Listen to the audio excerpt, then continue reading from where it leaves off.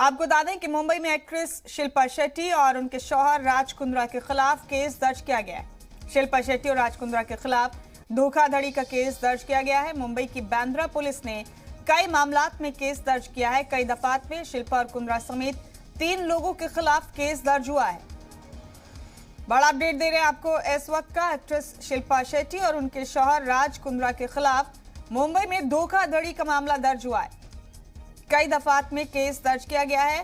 कई लोगों के खिलाफ केस दर्ज किया गया है।